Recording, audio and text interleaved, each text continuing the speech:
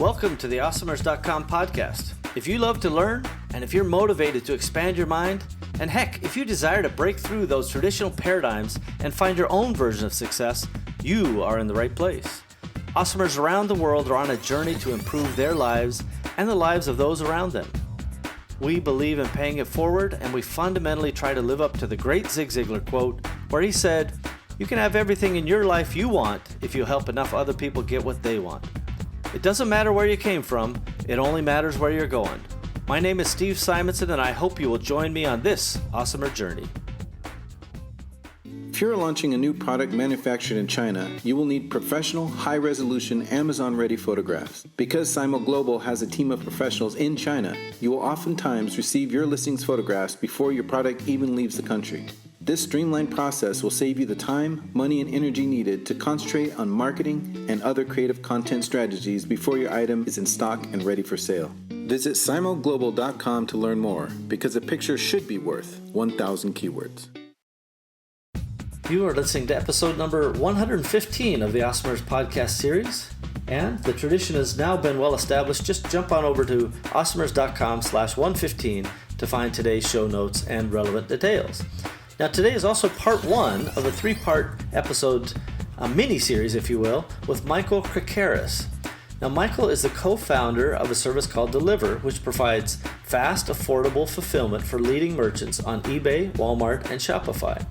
He realized a much-needed opportunity to streamline logistics and fulfillment for sellers, and has created an entirely new way for retailers to efficiently reach their customers. In his current role, Michael oversees the product and growth teams and is focusing the business on scale.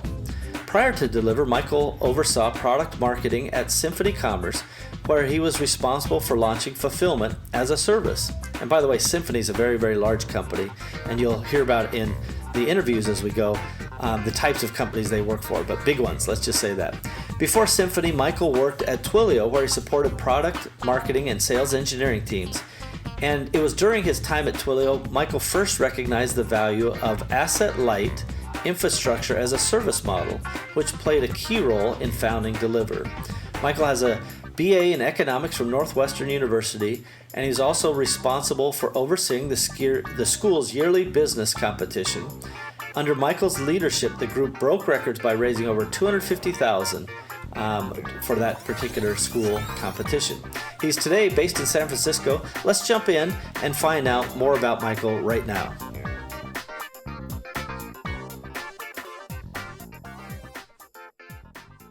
Hey everybody, Steve Simonson back again with Awesomers.com, and today I'm joined by my very special guest, Michael Krakaris.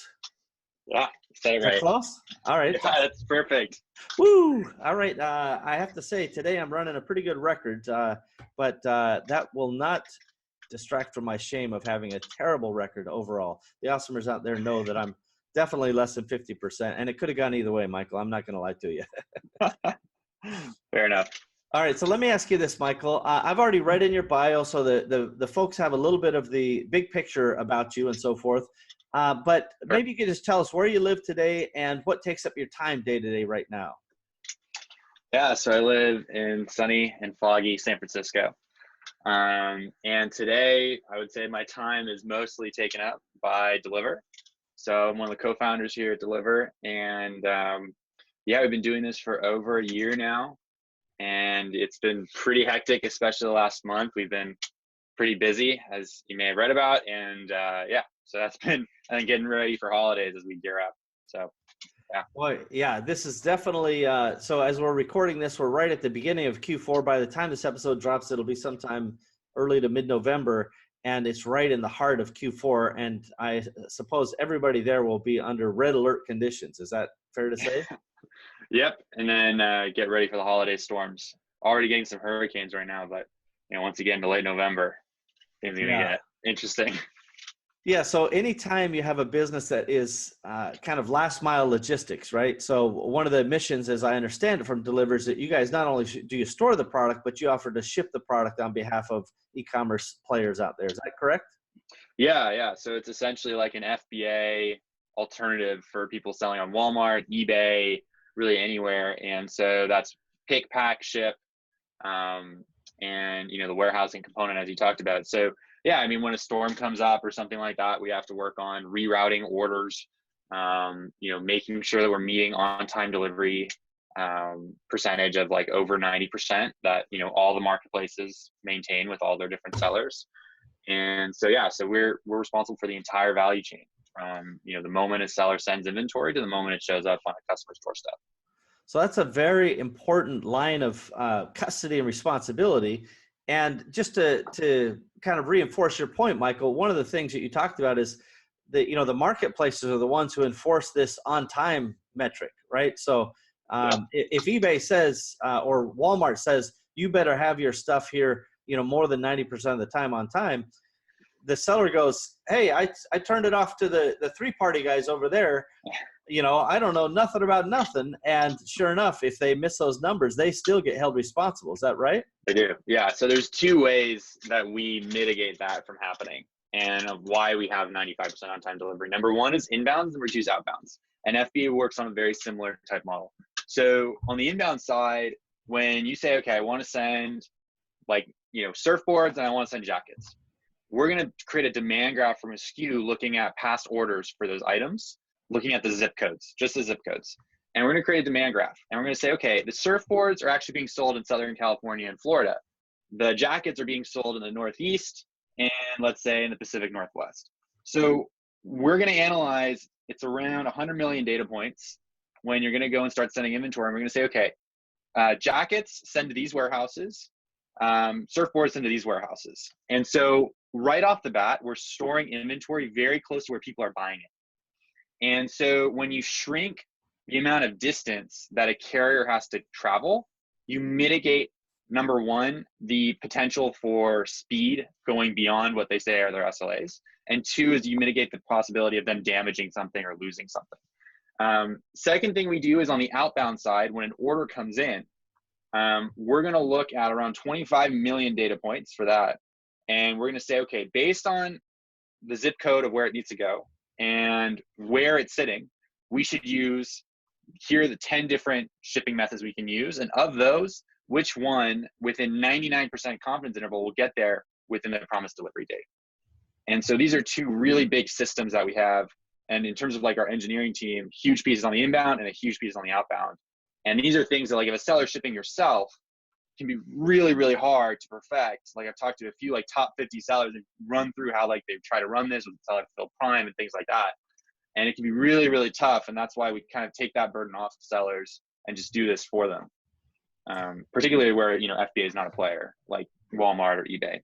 Sure. Well, it stands to reason that with an engineering team and 100 million plus data points, as you talked about for inbounds and outbounds, that you probably are more capable of doing it than me in my basement with my 6 cats.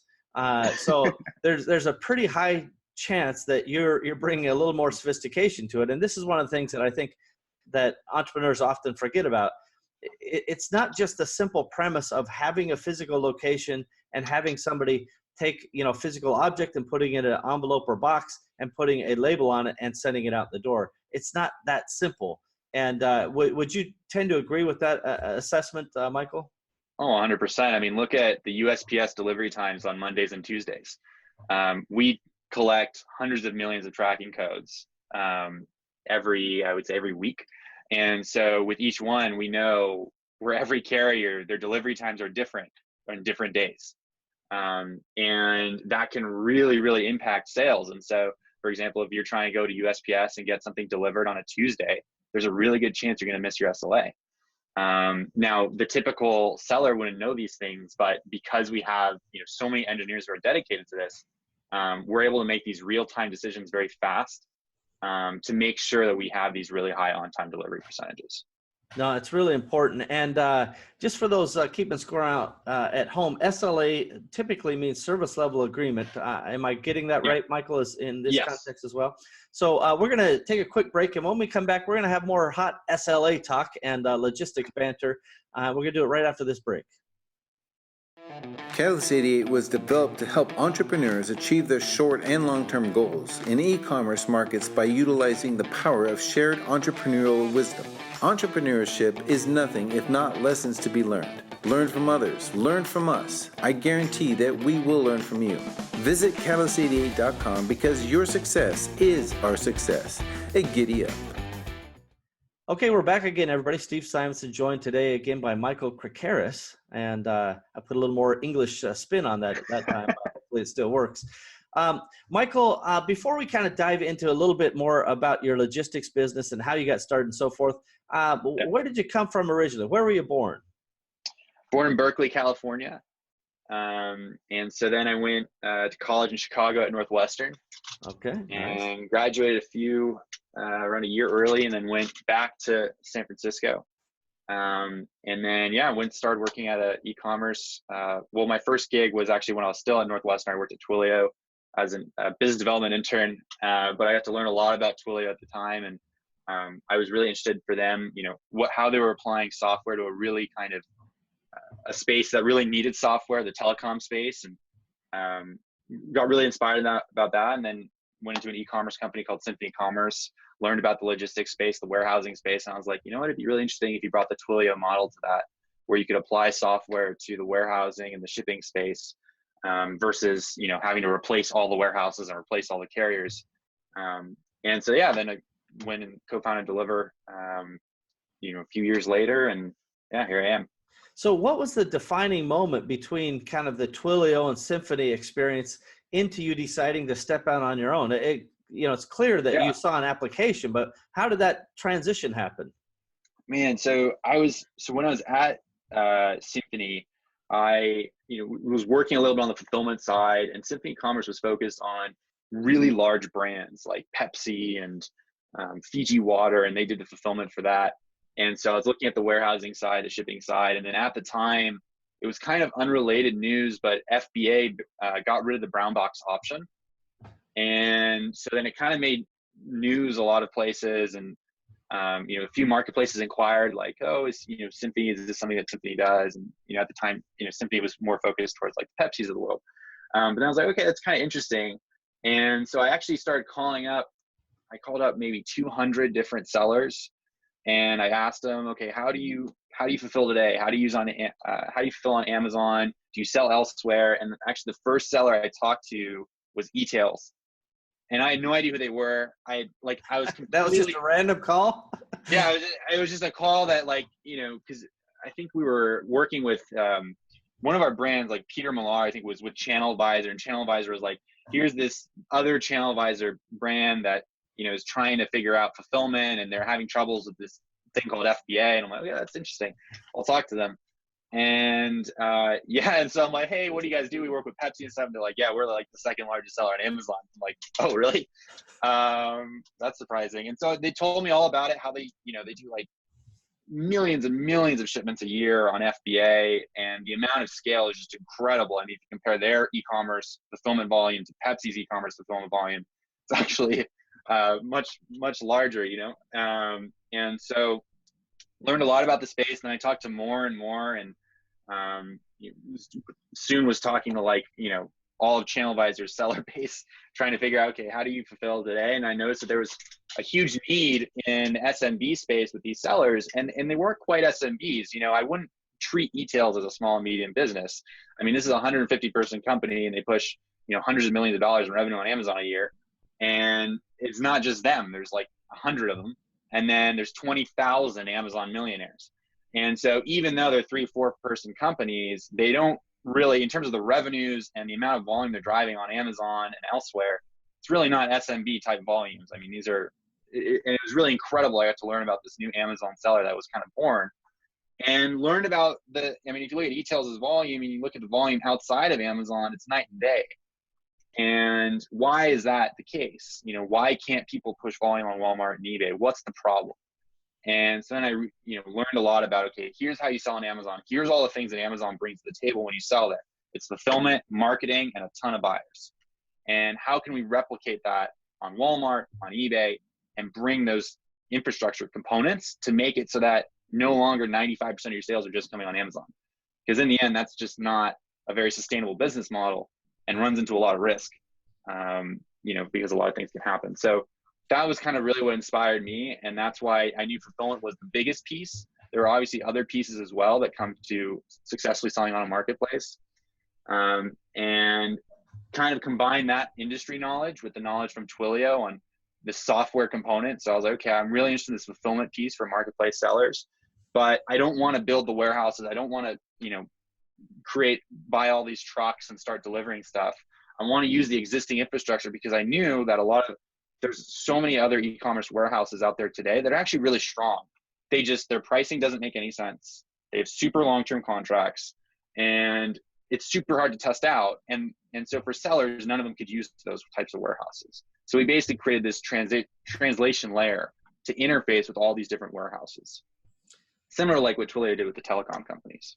Yeah, so not everybody's familiar with the Twilio story, but as I understand it, what you guys have done, and as you've described it here, is by taking some of the software to the existing infrastructure, you've been able to avoid some of that capital investment that would have been involved with you trying to lay out your own infrastructure.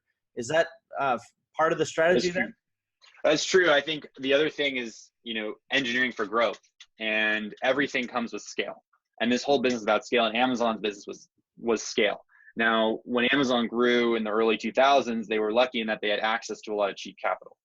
The same is not true, I would say, now in 2018. And so if you look at it today, for us, if you go and invest in warehouses, I mean, you're looking at a ton of sunk capital in these different locations. And really, when we looked at the existing infrastructure, it's not that bad. It's actually quite strong. And they all have very standard procedures. They're quite large. Like most of the warehouses we work with are over 75,000 square feet. They all have APIs. And there's really no need to replace them and try to fight that battle. And it also enables us to scale very quickly. So we're adding a new warehouse, I'd probably say every 4 weeks or so, a new one's coming on. So we have a new one, a really big location going on tomorrow. And then we have another 3 going on, I would say in 3 weeks. And so for us also, like, for example, we filled up our Northeast warehouse in Pennsylvania probably in like a month of starting. Wow. And of really scaling. And then we were like, okay, well, we're out of space. And what would happen in the typical Amazon model? Okay, now we got to hire 100 people to go create a new warehouse in Pennsylvania. Instead, we're like, okay, let's go find all the different warehousing companies in Pennsylvania. Let's find some that are pretty strong. It turns out there's a lot of different really strong, really great companies there. And so we partnered with, 3 or 4 more ones. And so now we're going to be opening up, a lot more locations in Pennsylvania, and we can still make it for holidays. If you think about it from a marketplace standpoint, we're working with Walmart on their 2-day initiative, and then with eBay on their guaranteed delivery initiative. For them, their goal is to get as many products on these fast tags as possible, so that they, can compete with something like an Amazon Prime. And so when our network can expand very quickly, it enables the marketplace to expand selection very fast. Well, and this is really an important point to drive home. Fundamentally, it's the customer driving all of this behavior, right? The customer now they think of 2-day delivery as standard, not a premium, right? 2-day delivery is what it should be. And if you offer me same day for free, I'll take it. But otherwise, 2 days, the minimum I will accept, as if somehow they're living in the Middle Ages having 2-day delivery, right? So that means without 2-day delivery on Walmart or eBay or any of the other emerging marketplaces or competitors to Amazon, they just simply cannot compete. So your ability to bring that model seems like the pivot point potentially for some of these other marketplaces. There's an incredible article I actually just went this morning by Joe at Marketplace Pulse, and he actually measured the number of items that are Prime enabled on Amazon and the number of items that are free 2-day enabled on Walmart. And right now, it's 100 million items on Amazon are Prime enabled versus Walmart is 2 million items. So about the same is your point. No, just joking. I think when you look at the Amazon model, I think, today though, they're in a bit of they're in a good situation today, but I think in a year, it can be a little bit tricky because, they're increasing the Prime subscription fee, and that's $120 to have a Prime subscription. And when you still look at what's the main driver, why are people Prime subscribers? The number one thing is free 2-day shipping. And if Walmart were to get, maybe that 2 million to 10, 15, 20 million free 2-day enabled items, well, I think some of the Prime user base might start moving away. Unless Amazon can pack as much value into that Prime subscription as possible. I think that was a big reason why they did the Whole Foods acquisition. I think that's why they did, why they're doing so much investment in video. A package came the other day to our apartment in San Francisco, and it was literally a billboard for Jack Ryan. The whole thing. It was like, look at this on Amazon Video. So they're trying to cross-sell as much as they can because they can't get rid of that $120 Prime subscription fee. I mean, that's such a huge revenue driver for them. So that'll always be there. But these other marketplaces are kind of in a race, like Walmart, eBay, Target now. Can they enable as much selection on free 2-day shipping before Amazon can pack as much value into a Prime subscription? Boy, I think that's quite right. We're going to take another break. As we break this interview into a few parts, I want to just reiterate that, the point of, the service that Michael's company, Deliverr, provides is to put you in a competitive position to get on other marketplaces. And we're going to talk more about that as we go forward here. So we'll be right back after this. Hey, Amazon Marketplace professionals. Congratulations on your success to date. Your creativity, strategic vision, problem solving, and discipline have allowed you to build your own e-commerce business. Wouldn't it be great if you had more time to focus on the things that truly drive the sales and growth of your company? Instead of getting lost in a dozen different services and countless spreadsheets, what if there was one system that connected to your Amazon account and automatically gave you the information that you needed to make great decisions and really impact your business? Parsimony ERP can do that. Parsimony is the business operating system for your marketplace business. With Parsimony, you get true double-entry bookkeeping, easy financial statements, full customer service tools, and item-by-item profitability, along with project and task management, and more features are being added all the time. Learn more at parsimony.com. That's Parsimony, PARSIMONY.com. Parsimony.com. We've got that. Okay, everybody, that's part one. I'm going to jump in right here and just kind of interrupt the flow. And we're going to get back to part two tomorrow, so don't forget to tune in then. And you're going to learn lots more fun and interesting details about Michael, his background himself, and the business that they've created as well. It is something special and unique, and certainly deserves a very close look for e-commerce guys out there, particularly if you're doing business in the United States right now. Now, this is, again, episode 2 in a 3-part series, and it is part of the general Awesomers.com podcast series. I'm losing my brain here. Episode number 115. We just simply have too many episodes for my brain to keep track of. So all you need to do is go to awesomers.com/115, and you can find today's show notes and details. And don't forget to tune in tomorrow when we get into part 2 of this 3-part series. Well, we've done it again, everybody. We have another episode of the Awesomers podcast ready for the world. Thank you for joining us, and we hope that you've enjoyed our program today. Now's a good time to take a moment to subscribe, like, and share this podcast. Heck, you could even leave a review if you wanted. Awesomers around you will appreciate your help. It's only with your participation and sharing that we'll be able to achieve our goals. Our success is literally in your hands. Thank you again for joining us. We are at your service. Find out more about me, Steve Simonson, our guests, team, and all the other Awesomers involved at awesomers.com. Thank you again.